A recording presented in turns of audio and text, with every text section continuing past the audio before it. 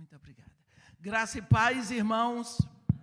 É sim sempre um prazer muito grande estar diante da Assembleia dos Santos de Deus para ministrar a palavra.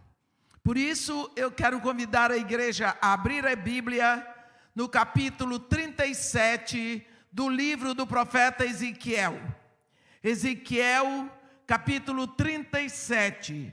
Vamos começar a leitura no primeiro versículo, onde está escrito: veio sobre mim a mão do Senhor. Ele me levou pelo Espírito do Senhor e me deixou no meio de um vale que estava cheio de ossos e me fez andar ao redor deles. Eram muito numerosos na superfície do vale e estavam sequíssimos. Então me perguntou: filho do homem, acaso poderão reviver esses ossos? Respondi: Senhor, tu o sabes.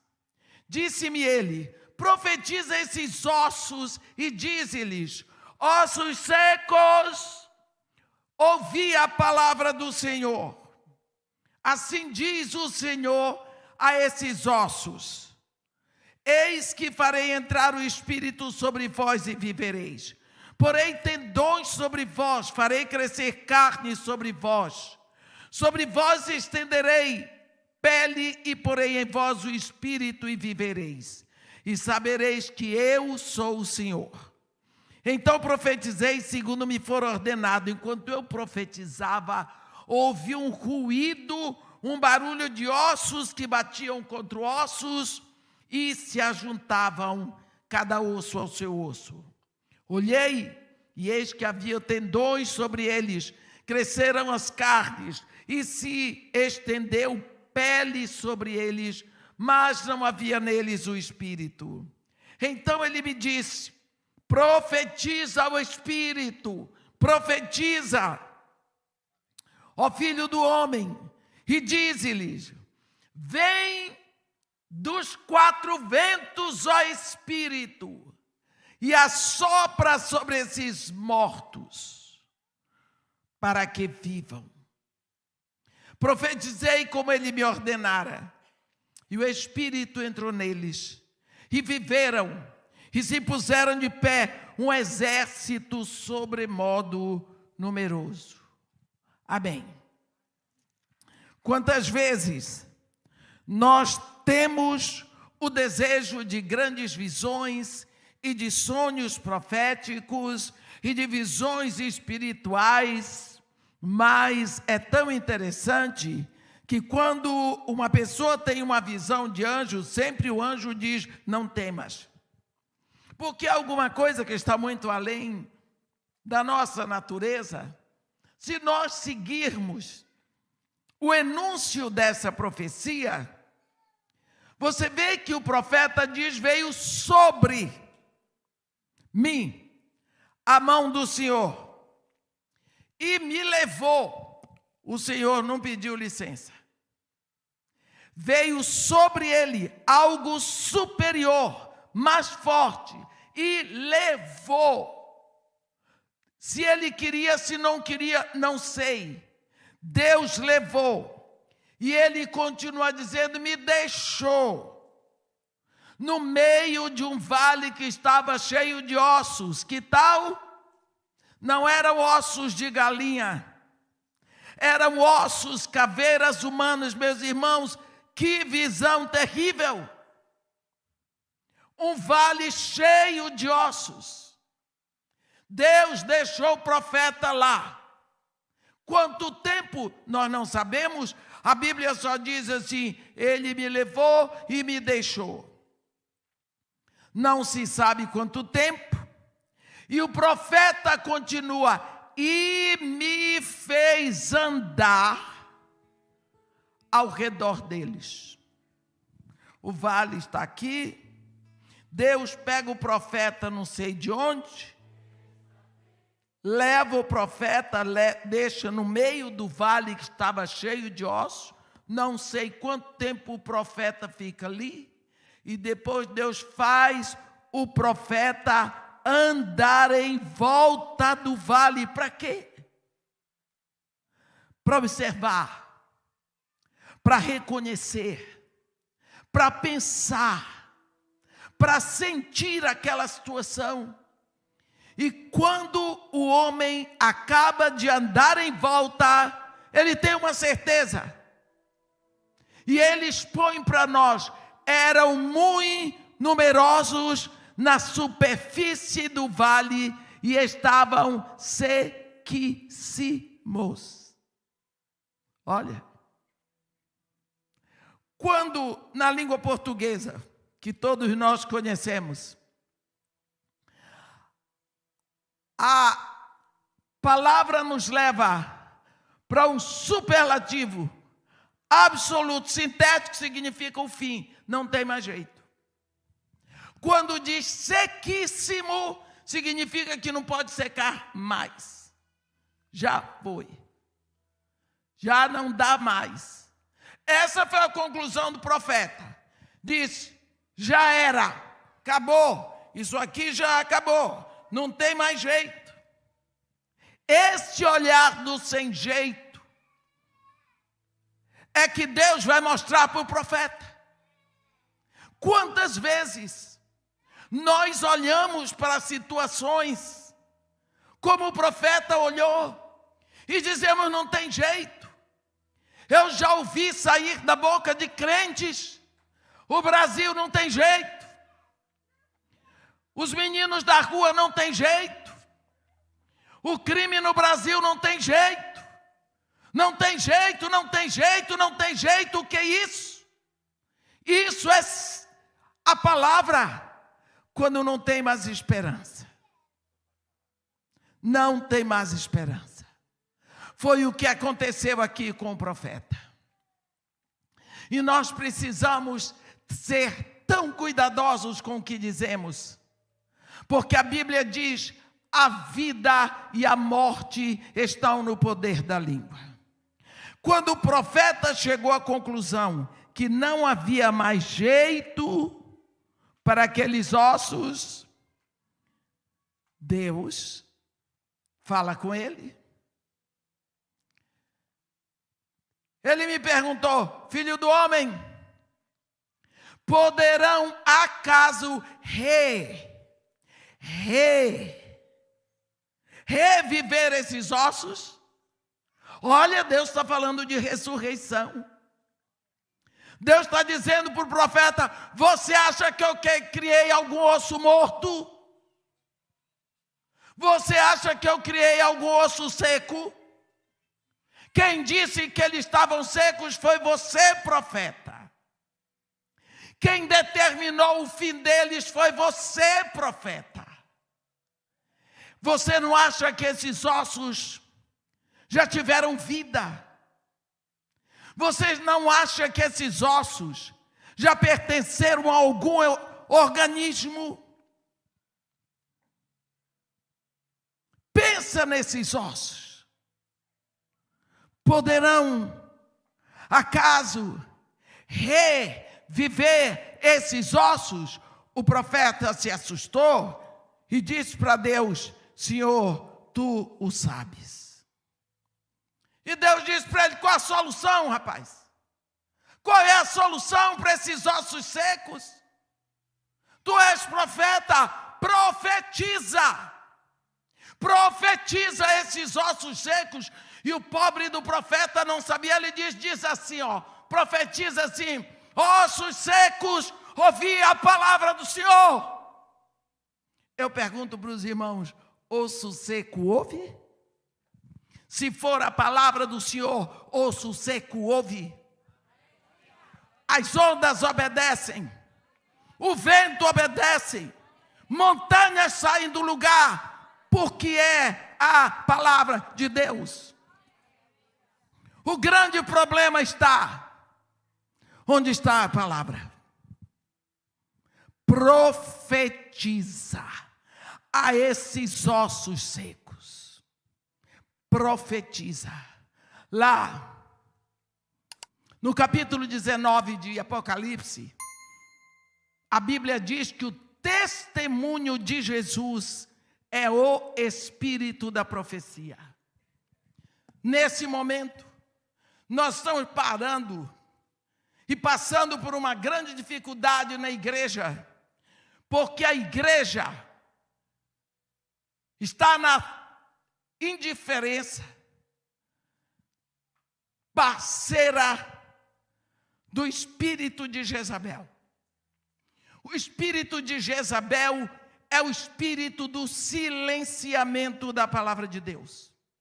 Não se prega mais a palavra, se prega tudo, se anima o povo vai até a igreja para se divertir um pouco, mas é a palavra de Deus que faz a diferença.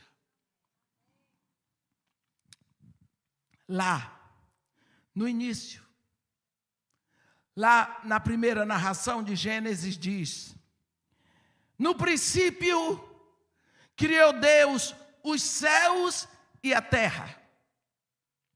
A terra, porém, era sem forma, vazia, havia trevas sobre a superfície do abismo, e o Espírito de Deus pairava sobre a superfície das águas. Você entendeu isso?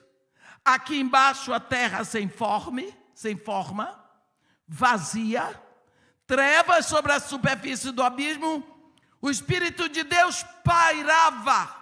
Quando você olha isso no Bereshit, que é o Gênesis hebraico,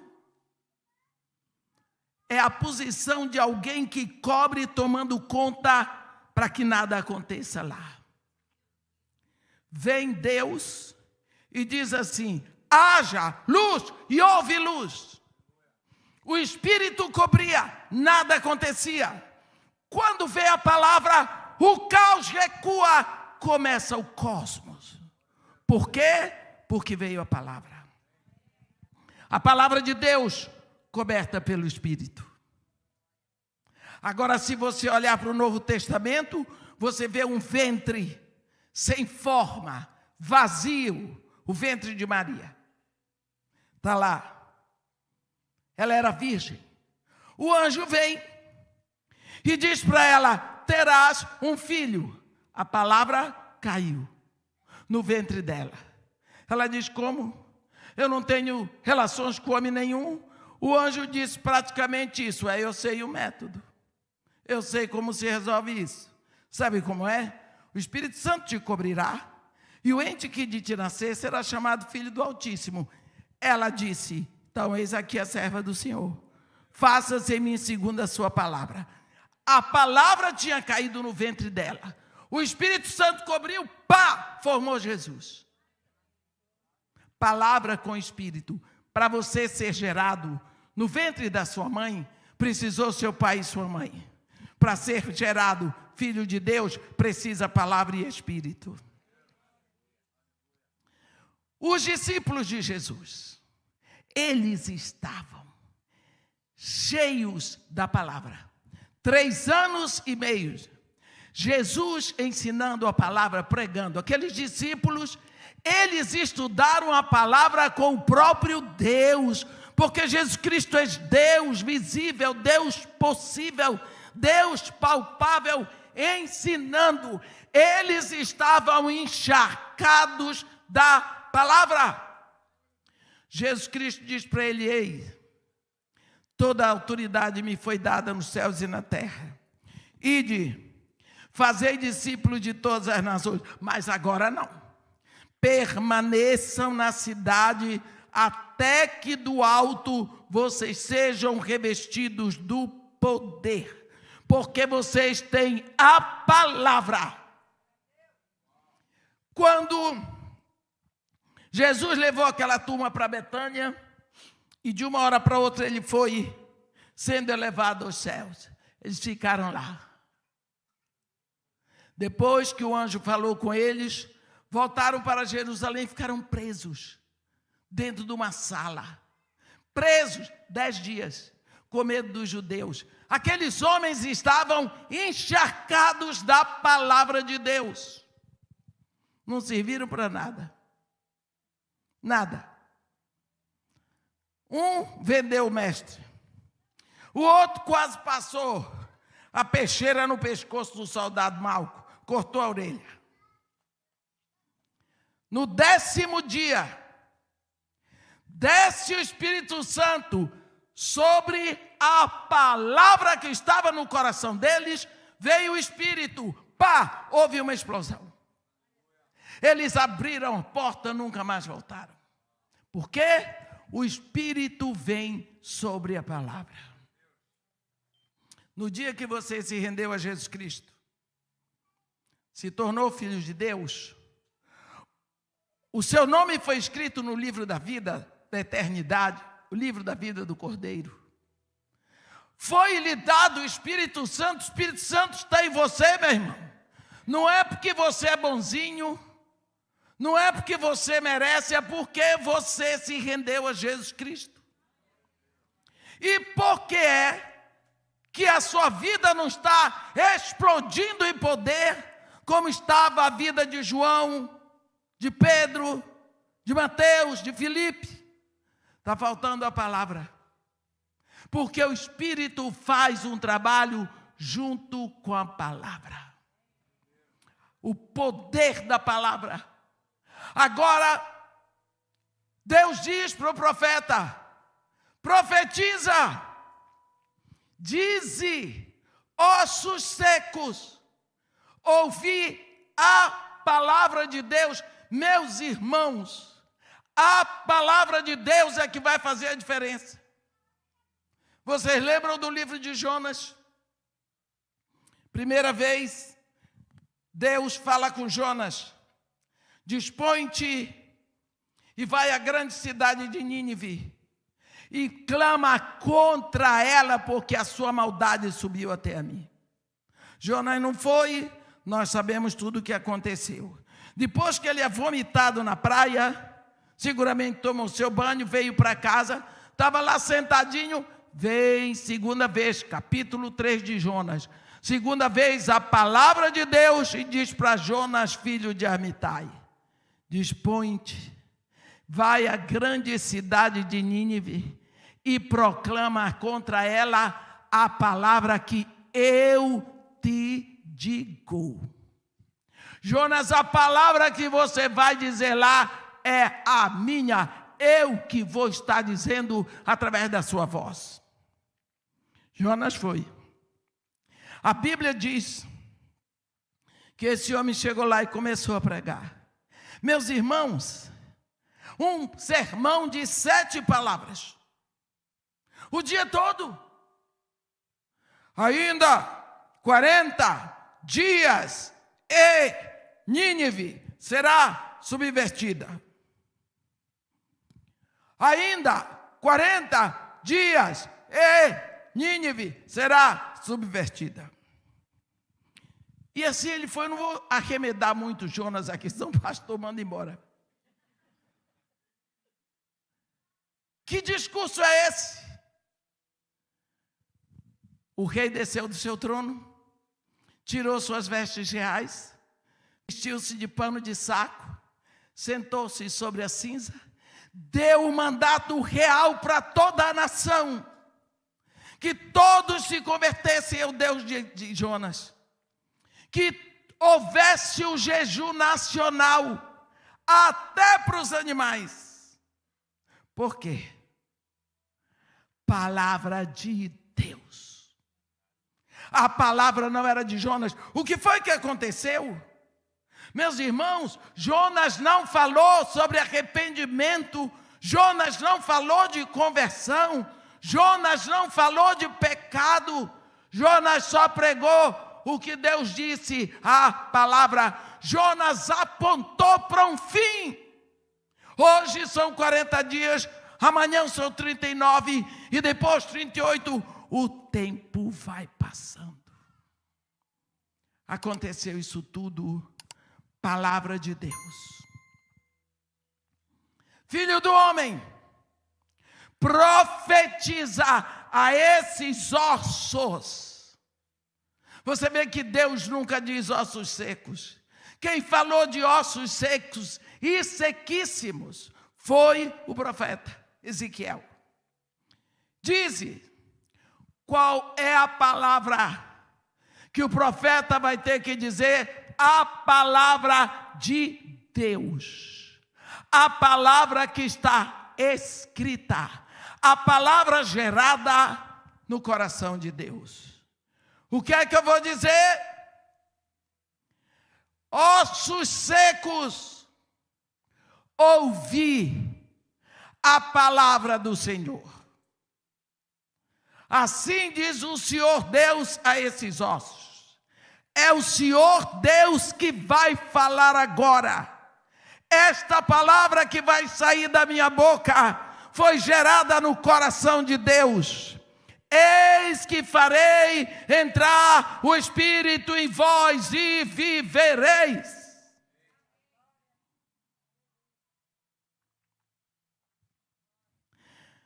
Quando Deus criou todas as coisas, Ele viu que estava tudo, a Bíblia diz, e viu Deus que era tudo muito bom. E só porque era muito bom, Deus diz, agora façamos o homem à nossa imagem e semelhança. O homem se curvou, Deus se curvou, pegou no barro da terra e trouxe ao barro a forma que ele tinha na sua mente. Estava lá o homem, sem vida. Deus soprou no homem. Estava lá o homem. Essa parte aqui é o corpo que Deus fez para o homem. Aqui. Vocês já viram a riqueza que é o corpo humano? Uma bênção nessa terra. A medicina já se subdividiu em tantas áreas e não dá conta para estudar a maravilha do corpo humano. E dividido em sistemas. Sistema circulatório, respiratório, reprodutor e tudo. Não adianta. A riqueza que é o corpo humano.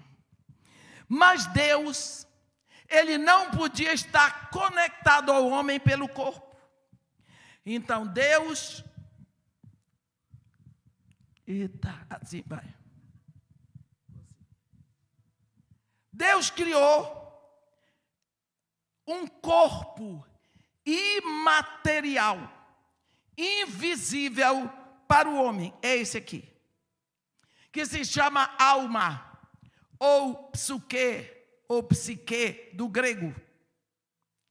A alma do homem, que nós chamamos mente, razão, é um corpo invisível, riquíssimo, riquíssimo como o corpo visível. Nós dividimos a alma em áreas de estudos. Tem aqui algum psicólogo, vai concordar comigo, que também já fui psicóloga. Dividimos no bloco da vida ativa, o bloco da vida afetiva, o bloco da vida intelectiva, para estudar melhor. Não adianta. Vai subdividindo.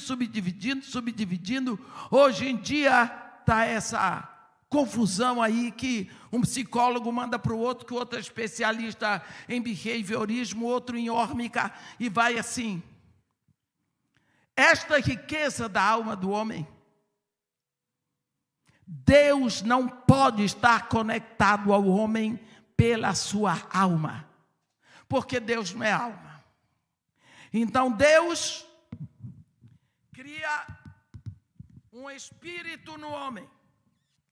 É esse aqui. Por quê?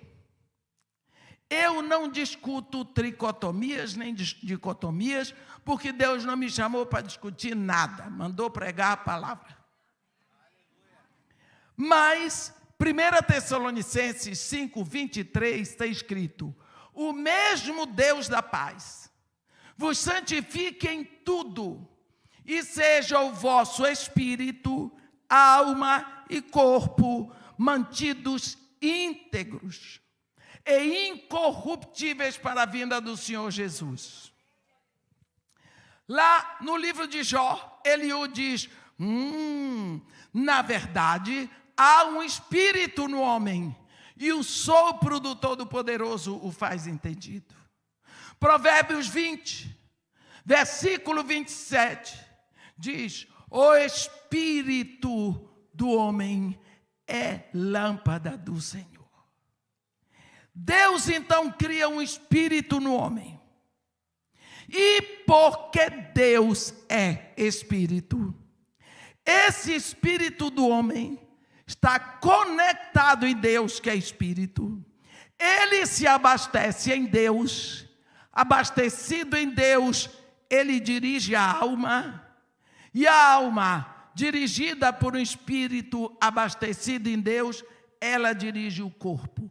Foi assim que Deus fez o homem. Adãozinho e Eva andavam desse jeito. E todos os dias, pela viração do dia, Deus ia ali e se encontrava com eles. Que momento glorioso! E quando Deus ia embora, aquele casal que tinha se abastecido na presença de Deus, a vida deles era uma contínua expectativa pela próxima visita. Mas quando houve o pecado, Eva recebeu uma visita. Houve o pecado, porque Deus tinha dito: de toda árvore do jardim comerás livremente, menos da árvore do conhecimento do bem e do mal, porque no dia em que dela comeres, certamente morrerás. Eles comeram, morreu neles essa parte. Morreu o espírito. Eles perderam a sua conexão com Deus. A parte que conectava o homem a Deus morreu. É desse jeito que Adão ficou, Eva, e de lá em diante todos nós. Todo homem aqui na terra nasce carregando um defunto espiritual. Eu não estou dizendo que os católicos são assim, ou os evangélicos, ou os budistas, ou os islâmicos. Todo homem aqui na terra nasce assim. O único homem que pisou essa terra assim foi Jesus Cristo. Muito fácil no reino do Espírito, todos os demônios reconhecerem que Jesus era filho de Deus. Você vê lá em Marcos 5, os demônios professando a sua fé em Jesus, que temos nós contigo, Jesus, Filho do Altíssimo, conjuro-te por Deus que nos atormente. Os demônios, olha a fé deles, porque Jesus era assim. Bem, nascemos assim. Tem um momento, lá em Romanos 7, que Paulo dá um grito. Ele diz: quem me livrará do corpo desta morte? Porque havia o suplício do morto. Quando uma pessoa cometia um grande delito, ia a julgamento, era condenada ao suplício do morto. Amarravam aquela pessoa num defunto e deixava. O defunto ia inchando, né? E depois, eu não vou descrever o que ia acontecendo, porque tem gente aqui que não jantou. Mas pensa você abraçado com o defunto e o defunto se dissolvendo. O que você daria a alguém que lhe livrasse daquilo? É isso que Paulo disse. Quem me livrará do corpo desta morte? Jesus Cristo vem para dar vida ao Espírito. Ele ressuscita esse Espírito que estava morto e nos coloca em conexão com o Pai de novo. Agora presta atenção. Quem é Jesus? Palavra de Deus. É a palavra que faz isso. É a palavra de Deus que vai nos colocar em conexão com Deus de novo. Voltando para o nosso texto. Profetiza ao Filho do Homem. Profetiza e diz a esses ossos secos, ossos secos, ouvi a palavra do Senhor. Assim diz o Senhor a estes ossos: eis que farei entrar o Espírito em vós e vivereis. Porque sem o Espírito não tem vida. Porém tendões sobre vós, farei crescer carne sobre vós estenderei pele, porém em vós o Espírito, e vivereis e sabereis que eu sou o Senhor.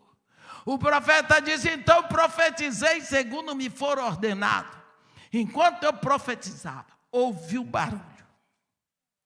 Um ruído, o barulho de ossos, que batiam contra os ossos e se ajuntavam cada osso, seu osso. Vinha um pedaço de osso de lá para cá e pá. Aquela confusão no ar. Olhei. Eles foram se ungindo, se encontrando, se juntando. Vinha a tíbia de lá, pegavam a perônia de lá, veio um dedo de lá, o pedaço dele estava de cá. Eles foram se ajuntando todos. Daqui a pouco, e o profeta olhando. O resultado da profecia. Daqui a pouco era uma opção de esqueleto. Tudo lá. O profeta começou a olhar mais. Ele diz: haviam tendões sobre eles. Cresceram carnes. Estendeu pele sobre eles. De uma hora para outra, eram esqueletos completos. Daqui a pouco, estava tudo lá. Bonitinho. Defuntos. Defuntinhos. Tudo inteiro. Defuntos. Bonitinho ali. O profeta: mas que maravilha. Olha, eu cheguei aqui, eram ossos secos, mas que milagre, que maravilha. Olha, agora está tudo bonito. Que diferença. Defunto mesmo.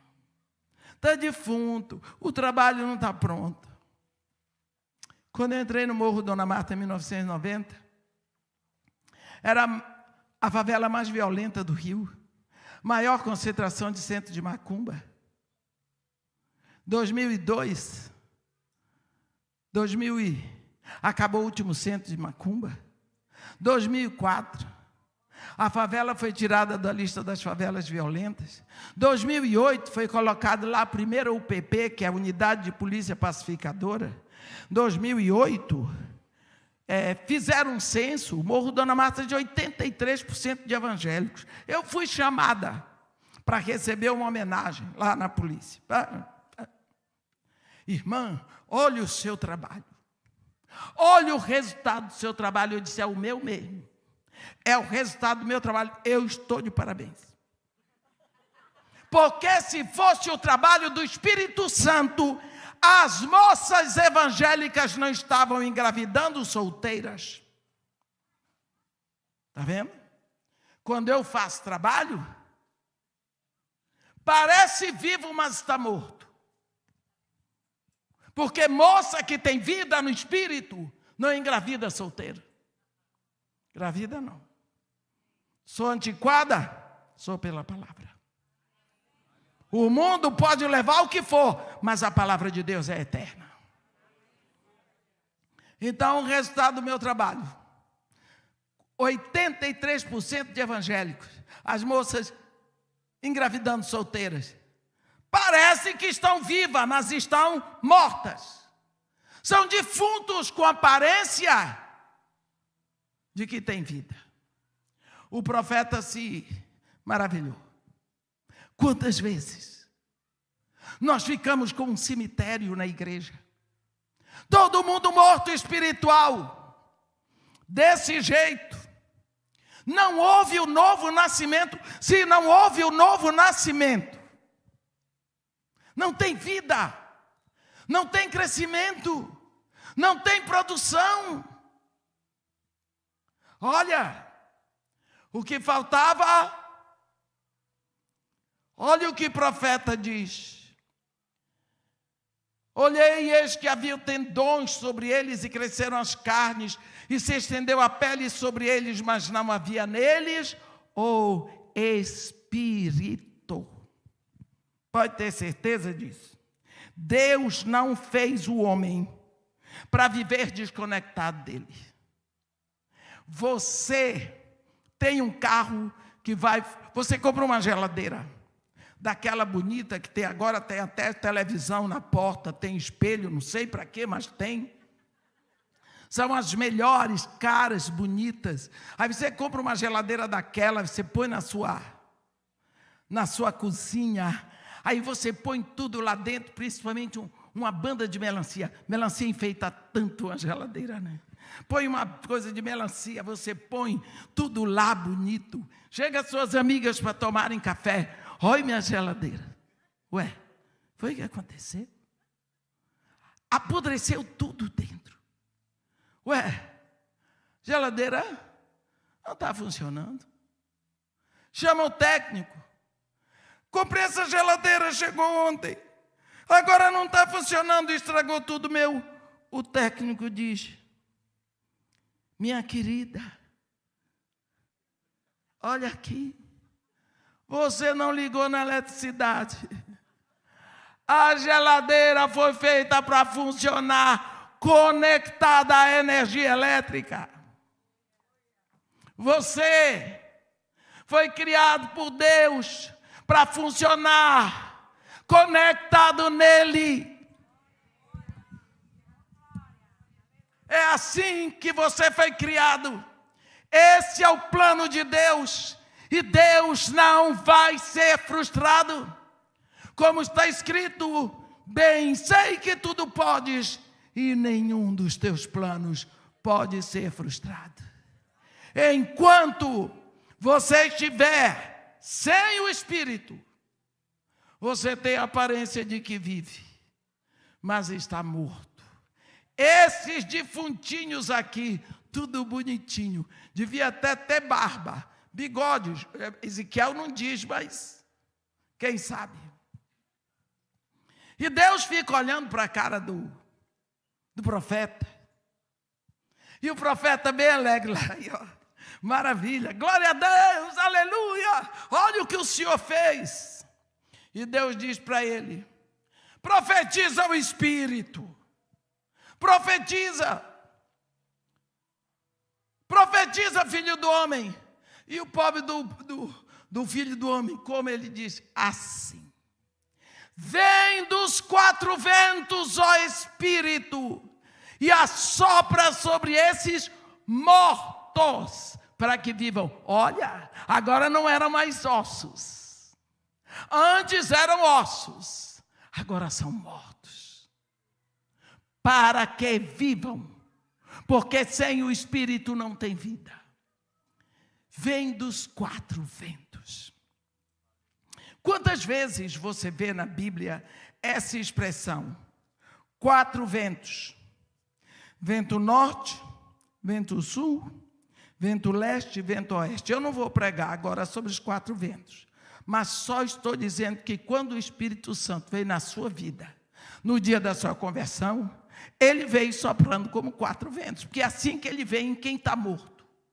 Para ele começar o trabalho, ele sopra como quatro ventos. O vento leste, o vento oriental, é o vento que resseca, que inibe. Lembra das espigas do sonho de Faraó? A Bíblia diz que elas foram crestadas, mirradas pelo vento oriental ou vento leste. É o vento que o Espírito, quando sopra na sua vida, este vento, ele vai secar tudo aquilo que era do mundo. Todo o seu interesse pelas coisas do mundo. Ele vai tirar tudo que não presta. Você sabe o vento que foi soprado no Mar Vermelho? Esse vento seca tanto que aonde ele passou no Mar Vermelho, ele secou e abriu o caminho para o povo de Israel andar. Foi o vento oriental que secou. O Espírito sopra o vento ocidental ou vento oeste. É o vento que liberta. Quando veio a praga de gafanhotos, lá no Egito, nós lembramos que o faraó pediu a Moisés: roga ao teu Deus para que tire os gafanhotos. Qual foi? A Bíblia diz, chegou na hora, Moisés rogou a Deus, Deus tirou os gafanhotos, soprou um vento ocidental, ou vento oeste, que levou os gafanhotos todos para o Mar Vermelho, não sobrou nenhuma.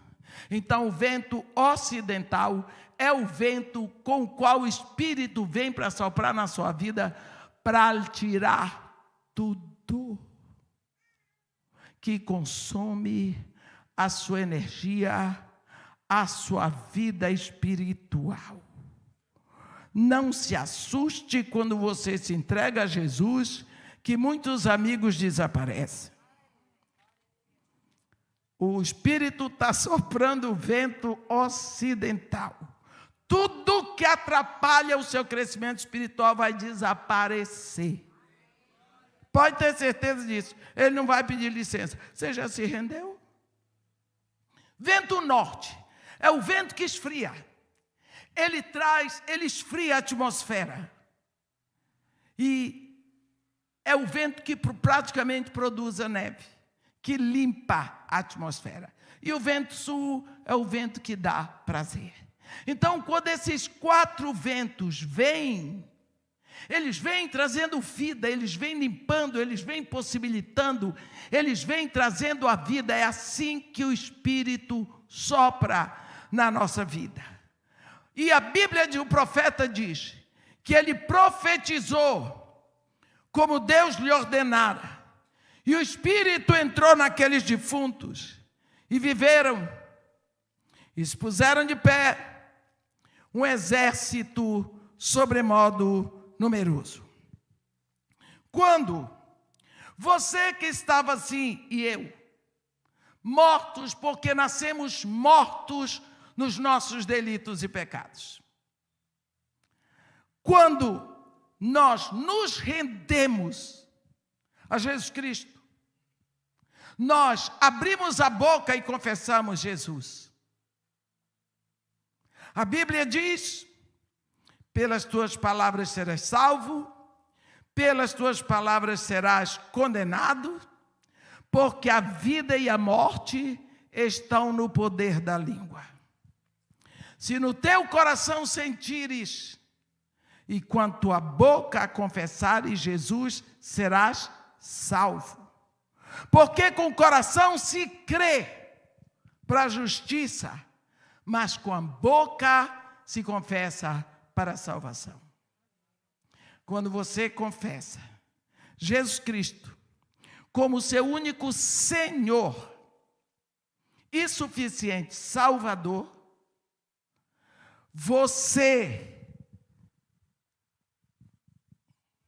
Ele vem e Ele coloca você em caminho reto para Deus. Ele dá vida nesse espírito que estava morto em você. Dá vida a esse espírito que antes estava morto. Agora pense você, o que vai acontecer? Esta alma sua estava acostumada a ser dirigida pelo espírito que está no mundo.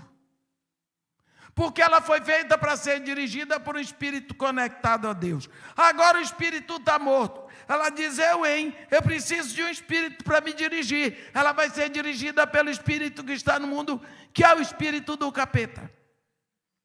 Então, ela vai se adaptar às coisas do mundo. Ela se torna uma alma mundana, ou carnal, ou como Paulo simplesmente diz, carne. Ela não vai gostar disso. Porque ela gosta de prostituição, impureza, lascívia, idolatria, inimizades, porfias, iras, discórdias, contendas, facções, dissensões, invejas, ciúmes, bebedices, glutonarias, etc, etc. E esse espírito aqui, conectado em Deus, está dizendo para ela, não é não. Não é assim que você tem que estar. Você tem dono. Você foi comprado. Agora você é filho de Deus. O que é que vai acontecer? Uma batalha. Uma guerra. Aí Paulo descreve assim, aí a carne milita, guerreia contra o espírito contra a carne, porque são opostos entre si, mas a carne para nada serve, é o espírito que vivifica, porque a tendência da carne é para a morte, mas do espírito é para a vida e paz, é uma guerra. Sabe, uma mulher me disse, irmã, eu não sei o que é que eu faço. E quando você não sabe o que faça, é melhor deixar Jesus fazer. Eu disse, então deixa Jesus fazer. Ela disse, irmã, esse negócio de conversão, eu já confessei Jesus não sei quantas vezes. Eu disse, menina, quer dizer, não entendeu nada. Irmã, eu tenho muitos maus pensamentos, muitos maus desejos. A senhora não quer saber o que... As coisas que me passam pela cabeça, eu digo, não me diga não. Irmã, é muita coisa ruim. E eu sofro com isso, irmã. Porque eu não queria ser assim, mas eu sou. Eu disse, então, vamos parar aqui. Antes da sua conversão, você que está me olhando ali, fazia aquelas safadezas todas, sabe? Você fazia assim, eu também. Aí você dizia, ninguém sabe, ninguém viu, eu sou bacana, eu sei fazer as coisas. Fulano, a mulher descobriu, é bobalhão, deu com a língua nos dentes, eu sou, poderoso, ninguém descobre, eu sei fazer as coisas. E ficou assim. Lá um belo dia, você ouviu a palavra da verdade, o evangelho da salvação, creu, foi selado com o Espírito Santo da promessa, você diz, agora eu até crente sou, agora o negócio melhorou. Aí você vai fazer a mesma safadeza de antes. Vai, sim, vai. Mas agora é crente, mas vai. Quem disse que crente deixou de ser pecador? Vai fazer.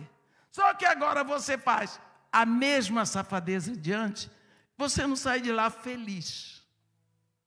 Ninguém descobriu, ninguém viu, mas você não tem alegria. Você já não se julga um herói. Você, tá tudo bem, acho até que eu vou parar com isso. Leva um tempo, você vai fazer a mesma safadeza. Sai de lá arrasado.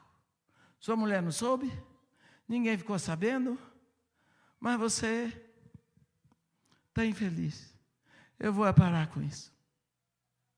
Por que agora as coisas que você fazia antes não lhe incomodavam e agora elas estão incomodando? Tem uma pessoa santa lá dentro dizendo para você qual é o meu chapa. Você tem dono, você foi separado, você foi comprado, você é filho de Deus.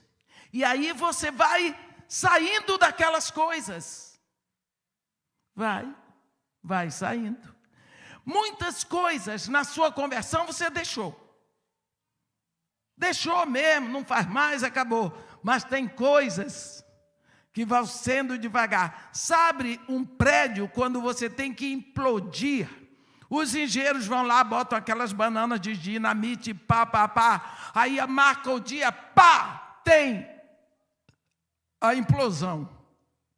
Depois que desce toda a poeira, tem umas pilastras que ficam em pé. Elas não foram derrubadas. São as mais resistentes. É necessário que depois os engenheiros vão lá nessas pilastras e ponham outras bananas de dinamite para poder implodir. São as implosões subsequentes. No dia em que você se rendeu a Jesus, teve uma implosão fora do comum. Mas existem zonas de resistências na sua vida que vão ser trabalhadas depois.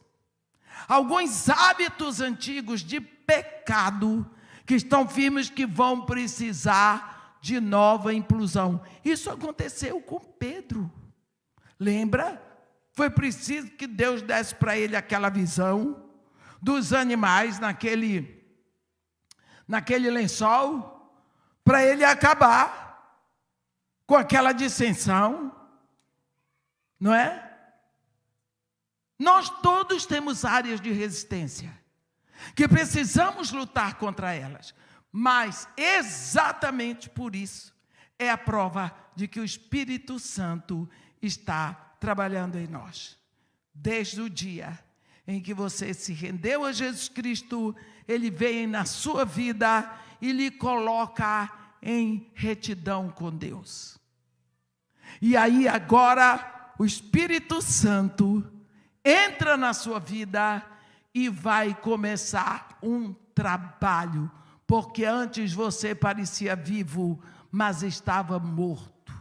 Agora o Espírito Santo vem soprando como 4 ventos para destruir, para secar tudo aquilo que não agrada a Deus, para mandar embora tudo aquilo que impede o seu crescimento espiritual, para trazer, para limpar a sua visão, porque só os puros de coração verão a Deus, para fazer da sua vida uma vida agradável a Deus.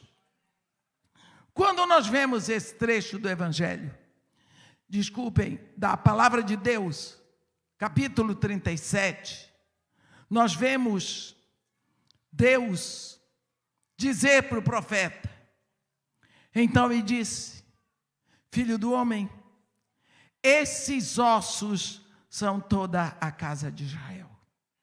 Eis que eles dizem, os nossos ossos se secaram, e pereceu a nossa esperança, estamos de todos exterminados. Portanto, profetiza e dize-lhe, assim diz o Senhor Deus, eis que abrirei a vossa sepultura e vos farei sair dela ao povo meu e vos trarei a terra de Israel. Esse trecho que Deus mostra para o profeta e ensina para o profeta, fala de esperança. Esperança. Quantas vezes nós falamos de fé, mas esquecemos de falar de esperança? Ora, fé é certeza do que você espera e é convicção de fatos que você não vê. Portanto, se você espera, sem esperança não tem fé. Por boca do profeta Isaías, no capítulo 40, o profeta diz, aqueles que esperam no Senhor, renovam suas forças. Olha o que o profeta diz, voam com asas como águia, correm e não se cansam, caminham e não se fatigam. Você viu os 3 estágios? Os que esperam no Senhor, eles não estão o tempo todo voando,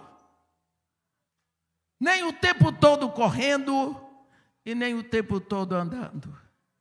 Às vezes estão voando, estão no óleo, estão uma maravilha, tudo vai bem, que alegria, mas às vezes não dá para voar, eles correm. Mas às vezes a dificuldade é tão grande que não dá nem para correr, eles andam, mas daqui a pouco estão voando de novo.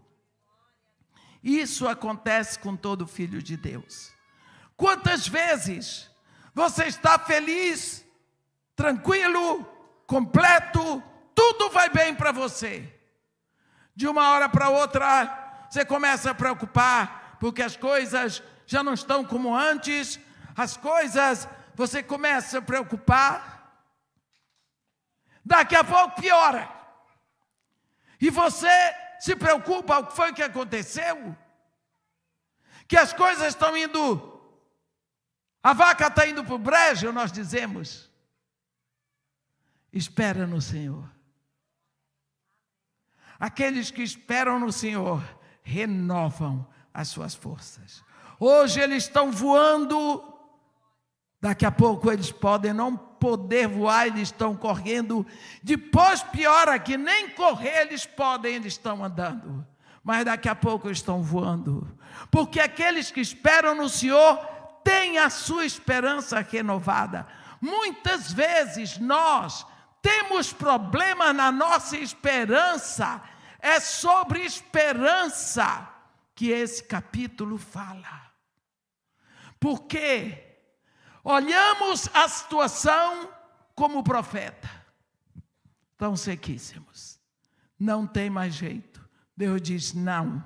Olha pela minha ótica. Olha do jeito que eu olho. Olha com esperança em mim. Porque a resposta está em mim. Eu vou fazer. Não é o profeta, sou eu. Portanto, meu irmão, não sei qual é a dificuldade que você está passando nesse momento. Eu só sei que você pode estar muito bem. Você pode estar voando. Mas pode ser que alguma coisa esteja acontecendo e você não está mais voando. Você diz a coisa piorou. Você está correndo. Pode ainda piorar e você está andando. Mas nunca se esqueça. A Bíblia diz, aqueles que esperam no Senhor têm a sua força renovada. Ela não é estática. Ela é renovada. Ela está em movimento. Pode estar lá em cima, pode estar embaixo, mas daqui a pouco ela sobe de novo. Não olhe como olhou o profeta. Não tem jeito? Está sequíssimo? Não. Palavra de Deus. Começa a profetizar na sua casa, na sua vida. Começa a profetizar sobre seus filhos, porque a palavra de Deus é viva e eficaz. E foi pela palavra de Deus que essa situação mudou.